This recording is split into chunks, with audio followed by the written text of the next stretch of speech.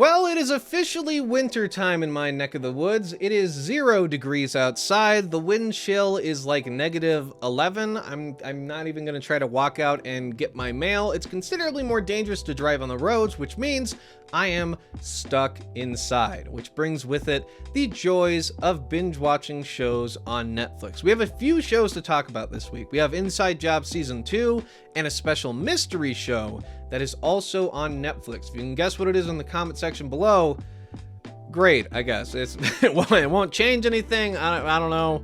I'll say something like, you got it, and that'll be what we do. But also, I binge watched the 6th season of Big Mouth. I remember when this show got picked up for 6 seasons, I think 3 additional after the 3rd, which is crazy to think about, with BoJack Horseman only getting 6 seasons and then canceled. But Big Mouth is already confirmed for a 7th, so, you know, there's that, I guess. But after this 6th season, and I should say after the 5th season, because my 5th season review of Big Mouth I don't think is even up on the channel anymore, because I just didn't know how to feel about the show. It reached a point for me where I just didn't care, and I felt like my review didn't reflect that well enough.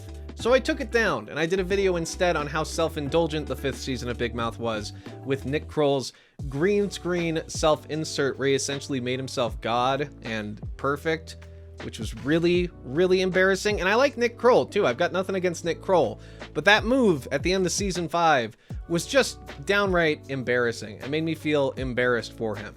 And now that I've seen season 6 of Big Mouth, I think it's official. This show has become generic, it's mediocre, its gimmicks are played out, and there is nothing special about it anymore. And I frankly cannot recommend Big Mouth to anyone. Despite the first 2 seasons being pretty good, the 3rd season being pretty iffy, the 4th season being pretty iffy, and the 5th one being downright bad, I think there's too much content out there to recommend Big Mouth as a show. I just can't do it anymore. This 6th season especially just showcased how it's falling into all the tropes a lot of shows fall into when they're running for too long. Shows like ALF. I can't believe it. We're making an ALF comparison in this review of Big Mouth because Big Mouth does something that ALF did back in like 1989, 1990 with its 4th season, where they introduce a baby. And Big Mouth tries to get around using this trope, using this incredibly played out thing that a lot of shows do, by directly addressing it and saying, don't you hate it when shows introduce babies? Don't worry, this one's gonna turn into a toddler really quickly. That makes it okay. But it doesn't. You're introducing a new, useless character that takes away from the stories, that takes away from our main cast of characters. It's boring, it's uninteresting, it's unfunny. On top of that, the baby character in this show is incredibly unfunny. It's just, for lack of better term, it's just lame. It feels lame. It feels like these writers are just going through the motions at this point, and they're not taking risks anymore. They're not trying to do anything interesting with the premise they have, and the premise they have here really isn't that bad. It's a show about kids going through changes, kids going through puberty in that middle school spot. But one of the things that comes with going through changes and going through puberty is aging. And Big Mouth refuses to age its characters up at all. There should have been a season by like season 3, season 4, where they're going into freshman year of high school. That should have been a season of the show already, but we're on to season 6 and they're still in middle school. And it's getting really old, really boring, and really stale. The show is also starting to move away from stories that focus on the kids, the most appealing part of the show, the most unique part of the show. They're now starting to turn the focus towards the adults, which is again a telltale sign that your show is running out of ideas, which I can think of a dozen storylines right now that could work for Big Mouth. But the problem is they require taking those characters, focusing on them, and also aging them forward a bit, because there just isn't anything more to do with middle school. We've seen it at this point. We've had enough. We need a season where they go and become freshmen in high school. Andrew's super gross and everyone is actively being like, dude, why are you talking about masturbating all the time? We need to take these characters and put them in a new environment where they're outsiders and where they're trying to find their place again. And that's what high school is, and that could really work for a season of this show. And maybe they'll do it with season 7, and if they do, I will give Big Mouth a try. But if they keep them as middle schoolers, I'm done with the show. Plain and simple, I am done with this show.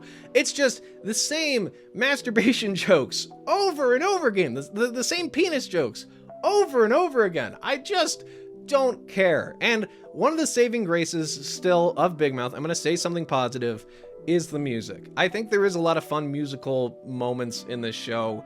It's always been one of the highlights for me. It's nowhere near as good as the first 2 seasons. I think the first 2 seasons had the best music. That Freddie Mercury song about being gay in the first season is genuinely just great. And now the songs they're fine still. They're catchy. They're just not anywhere near as memorable and nowhere near as important for the stories like they were in those first 2 seasons. That Shame Wizard song, pretty catchy too, also had story implications. Now they're just like story of the week type things. Lola needs to find a dad. Like, that's a really basic story. The kids all take a test to see how pure they are, the Rice Purity Test. That's a fun premise for an episode. It's a fun little song they put in too. But it's just for one episode, and then they move on. There's no more big overarching thing, except with the parents. The parents is the big overarching plot this time around, and that is, to me, one of the least appealing things about this show is the parents. It's, of course, the stories about the kids. So they're just moving away from everything that makes this show interesting, and the jokes, the sense of humor, the constant masturbation references, they're just getting old. And on top of all of that, the cast of characters is becoming a little bit too big. After the Human Resources spinoff and introducing these stupid love bugs, it's just dumb, especially with all the characters being in middle school, where they're like falling in love with one another in middle school. Like, what are you talking about? It's middle school. It's middle school. Very few people, if any, fall in love with someone in middle school. And that to me is something that should be readily apparent to all the writers who are working on Big Mouth. They should be like, oh, we should play that angle and make a joke about it. And they try to do that in this season with a storyline with Andrew and his girlfriend. And a light spoiler for Big Mouth season 6, which, keep in mind, this show doesn't progress its characters at all. It just kind of moves them around. That's all they do. No one really grows. No one really does anything. Everyone just gets moved around a little bit with their relationships. That's it. Andrew's dating a girl called Bernie Sanders. And again, this is a trope. This is something dozens of shows have done. Andrew thinks that she's cheating on him, so he goes to drop in for a surprise visit. That's happened in so many shows. I think it happened in How I Met Your Mother. I think they did an episode of Friends with it. I can think of a lot of sitcoms where that plot line was used. And the whole plot of it is Andrew's working with his love bug, and it's like, oh, it's the right thing. Love makes you crazy. And then Andrew goes, and it turns out, oh, yeah, they do like each other. There you go. There you go. It's nothing. It's nothing. And it wasn't a funny episode on the way to that conclusion as well. It wasn't sad because the characters weren't built out enough. The relationship wasn't fleshed out enough.